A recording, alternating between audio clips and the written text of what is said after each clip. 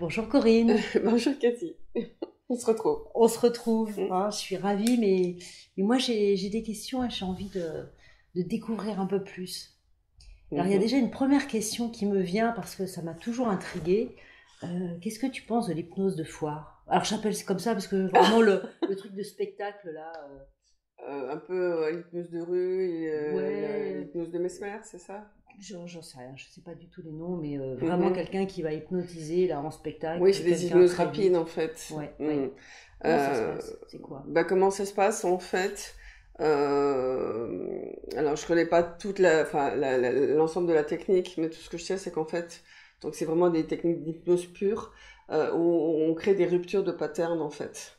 Donc le pattern c'est on Ouais, va prendre, tu vois, je te tends la main en fait, donc toi tu vas vouloir me tendre la main, ouais, et moi au dernier moment je vais te prendre le poignet en fait. d'accord. Donc en fait on n'est pas dans un mouvement normal en fait, toi tu Mhm. t'attends à ce que je te tende, à ce que je te serre ta main, et moi en fait je vais prendre ton poignet. Et en même temps en fait je vais te dire, je vais te secouer comme ça et je vais dire dors. Et du coup la personne elle tombe, parce qu'elle s'attend tellement pas en fait, ça crée une confusion en Ok. fait au niveau du cerveau. La personne s'attend pas en fait à cette rupture là, et du coup en fait ça peut l'endormir immédiatement. Sauf que c'est violent en fait. Oui, oui, bah, c'était l'impression que j'avais, oui. Ouais, tout à fait. Et en fait, alors ça paraît impressionnant, donc waouh, les gens sont toujours un peu ébahis par ce qui se passe. Mais enfin, quel impact ça peut avoir sur l'enveloppe en fait éthérique de la personne, sur l'âme. Mhm.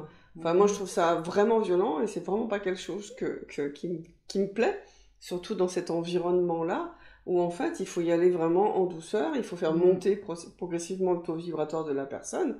Donc, si tu crées une rupture de pattern, en fait, c'est un choc.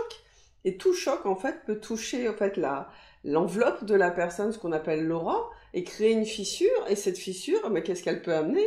Bah, elle peut amener des entités, elle peut amener Mhm. des choses qui sont pas bonnes pour la personne. Donc, enfin, pour moi, il y a pas, enfin, l'hypnose de spectacle, l'hypnose de Mesmer n'a rien à voir avec l'hypnose de régression, l'hypnose que je pratique. Tout à fait. Elle n'a pas du tout le même impact, hein, de toute façon. Bien sûr, non. Alors je te fais un, je pense pas qu'il y ait que ça en fait en termes de technique, puis c'est pas une technique que je maîtrise, que j'ai pas du tout envie de maîtriser pour le coup, Mhm. donc je vais pas m'avancer plus que ça, mais c'est vraiment trop violent en fait pour l'aura et pour je dirais la, la, la partie vibratoire de la personne. Ouais, Ça n'a rien à carrément. voir dans ma technique. Voilà. Enfin, en tout cas, Ouais, c'est ma vérité, c'est mon avis. Voilà. En tout cas, avec moi, on pratiquera pas ça. carrément. Je te remercie de cet éclairage et c'est vrai que c'est quelque chose moi qui m'a toujours je dirais attiré chez toi. Bon, la voix, ce côté tout à fait vibratoire, intuitif. Et moi, j'aimerais revenir sur, je sais pas, sur un point, parce que c'est vraiment quelque chose que je sens. Bon, j'ai fait une séance avec toi, il y a eu des peurs, des Mm. blocages, des je sais pas quoi. Enfin, je sais que tu as vraiment été très très loin pour arriver à dépasser. Qu'est-ce qui fait qu'avec certaines personnes, ben, voilà, c'est soit elles sont pas prêtes, soit elles bloquent, soit bon là nous on a eu des conditions un peu extérieures, hein, il y avait Oui, beaucoup de enfin, bruit. il y avait les bruits extérieurs, puis il y a Ouais, aussi, ouais, en fait, malheureusement, souvent en hypnose, il y a des croyances, et les croyances mm, sont extrêmement limitantes. ouais, Du style, moi, j'ai déjà entendu, ouais, mais moi, je veux pas perdre le contrôle. Mais en fait, tu ne perds jamais le contrôle, parce que déjà, tu parles. Donc, ouais, tu l'as, le contrôle. ouais. C'est souvent des peurs, en fait, parce que pour moi, il n'y a aucune personne qui n'est pas hypnotisable. Aucune. Mais c'est la croyance de ça va pas marcher, je suis trop dans le mental, j'ai trop besoin de comprendre. Ça peut être, oui, en effet, Mm, mm, des éléments qui vont créer des perturbations, qui vont pas forcément empêcher, mais qui vont faire que la séance va être plus à rallonge. Mais moi, en fait, dans ma manière de pratiquer l'hypnose, j'ai toujours un entretien préalable avant, en fait, de prendre un rendez-vous. Et je vais donner à la personne tous les éléments qui lui permettent de voir quand ça marche et quand ça marche pas. Je veux dire, bah, si vous êtes trop dans le contrôle de vous-même, trop dans le questionnement, trop dans une attente forte, trop dans la mm. recherche de compréhension et d'analyse, il se peut que ben, ça accroche un peu, voire que ça ne marche pas. Si vous acceptez de venir essayant de vous laisser aller, même si vous savez que vous êtes un petit peu dans le contrôle, même si vous savez que vous êtes un petit peu dans l'attente, mais que vous acceptez simplement de suivre ce que je vous demande de suivre, en fait, durant la séance, il n'y a aucune raison que ça ne marche pas. Parce qu'en fait, c'est simple, l'hypnose. Oui. On la complexifie, et moi, ce que je cherche à faire dans cette formation, c'est à démystifier, en fait, la complexité de l'hypnose. Parce que l'hypnose, c'est un domaine particulier, mais c'est pas compliqué, en fait. Il y a une posture à avoir, il y a des manières de faire, en fait, mais c'est simple. Il faut arrêter de penser que l'hypnose, c'est compliqué. Alors, moi, je te parle de l'hypnose de régression. Oui, hein. oui, tout à fait. L'hypnose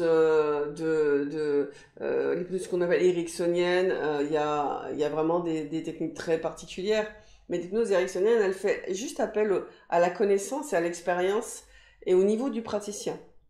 Si le praticien a bien jugé, en fait, je veux dire, le problème de la personne, s'il l'a bien jaugé, en fait, il va pouvoir la guider vers sa guérison. Mais si, en fait, il n'a pas détecté le petit truc qui fait que... un point de blocage. Il peut y avoir un point de blocage, et ben la personne, il va rien se passer. Bien sûr. Et elle va dire, l'hypnose, ça marche pas. Ben non, c'est pas ça. Et l'avantage, je trouve, de cette technique d'hypnose que je pratique, comme d'autres la pratiquent, hein, il n'y a pas que moi, mais moi j'ai ma manière de pratiquer, qui est un peu différente. Énormément améliorée. Oui, elle est un peu différente. En fait, moi l'idée c'est de donner pleinement la parole à la personne, et c'est elle en fait qui va aller chercher en fait ce qui est bon pour elle en s'écoutant, juste en s'écoutant. En écoutant ce qui se passe dans le corps, en écoutant ses sensations, ses impressions, qu'est-ce que ça lui fait, en écoutant les émotions qui arrivent, parce que les émotions, c'est profondément libératrice, en fait, en écoutant chaque petite douleur au niveau du corps, qui peut amener, en fait, à libérer des mémoires karmiques, qui sont tout autant libératrices et qui sont souvent en lien avec ce que la personne, elle vit dans cette vie. Voilà.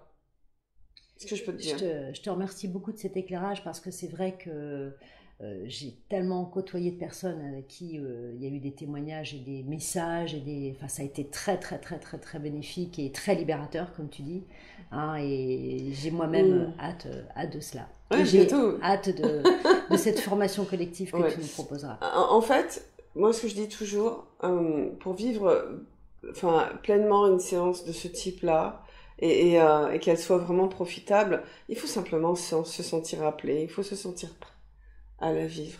On peut toujours être un peu dans le mental, on peut toujours être un peu dans le contrôle, mais il faut avoir cette volonté de vivre ce moment pour soi et de se dire, ok, il se passera ce qui se passera, c'est ok pour moi, je l'accepte. Pour autant, j'ai vraiment envie de vivre ça parce que je sens que voilà, j'ai besoin d'avancer, j'en peux plus de me sentir dans cette position, dans ce blocage. J'ai besoin de faire évoluer les choses. En fait, je dis toujours, il faut arriver au fond de la piscine. Oui. Pour pouvoir remonter. Et peut-être que les gens pour qui ça marche pas, ils sont pas encore allés au fond de la piscine. Et parfois, en fait, il est nécessaire qu'ils vivent une séance où ça ne marche pas et qu'ils soient frustrés. Moi, j'ai une personne qui est venue vivre une séance avec moi, ça n'a pas marché, bon, il y a longtemps, parce que depuis j'ai un peu évolué dans ma technique, et en fait ça ne marchait pas, et elle avait besoin de vivre cette frustration, pour justement se dire, ah non, j'en ai marre, quoi. J'en ai marre de garder le contrôle, j'en ai marre que ça marche pas. Mais elle est revenue. Et elle est revenue. Et ça a marché. Donc il fallait qu'elle vive la frustration. Voilà. Je te remercie beaucoup et je sens que j'ai encore plein de questions. On fera d'autres capsules parce que j'ai plein de questions qui viennent. Merci bien. Merci bien. À bientôt. À bientôt.